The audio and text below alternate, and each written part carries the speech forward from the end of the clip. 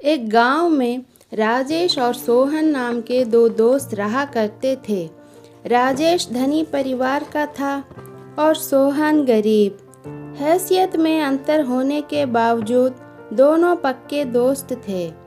एक साथ स्कूल जाते, खेलते, खाते पीते और बातें करते।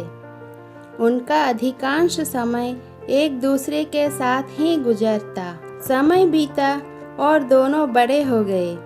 राजेश ने अपना पारिवारिक व्यवसाय संभाल लिया और सोहन ने एक छोटी सी नौकरी तलाश ली। जिम्मेदारियों का बोझ सिर पर आने के बाद दोनों के लिए एक दूसरे के साथ पहले जैसा समय गुजार पाना संभव नहीं था। जब मौका मिलता तो जरूर उनकी मुलाकातें होती। एक दिन राजेश को पता चला कि सोहन बीमार है। वह उसे देखने उसके घर चला आया।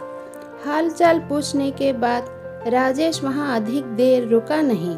उसने अपनी जेब से कुछ पैसे निकाले और उसे सोहन के हाथ में थमाकर वापस चला गया। सोहन को राजेश के इस व्यवहार पर बहुत दुख हुआ, लेकिन वह कुछ बोला नहीं। ठीक होने के बाद उसने कड़ी मेहनत की और पैसों का प्रबंध कर राजेश के पैसे लौटा दिए। कुछ ही दिन बीते ही थे, राजेश बीमार पड़ गया है।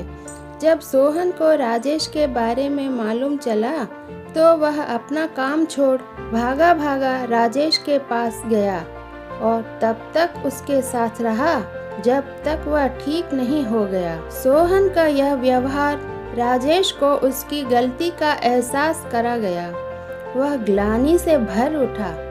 एक दिन वह सोहन के घर गया और उससे अपने किए की माफ़ी मांगते हुए बोला, दोस्त, जब तुम बीमार पड़े थे तो मैं तुम्हें पैसे देकर चला आया था, लेकिन जब मैं बीमार पड़ा तो तुम मेरे साथ रहे, मेरे हर तरह का ख्याल रखा।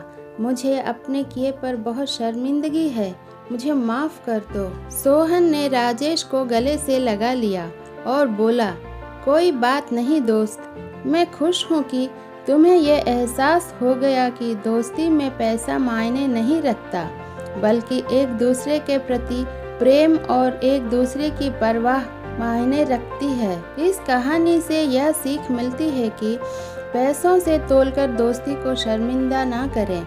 दोस्ती का आधार प्रेम, विश्वास और एक दूसरे की परवाह है। दोस्तों, अगर आप इस कहानी को और लोगों तक पहुंचाना चाहते हैं तो लाइक कर दे, पसंद आई है तो सब्सक्राइब कर दे। आप अपने दोस्ती को हमेशा दिल से निभाइए। धन्यवाद।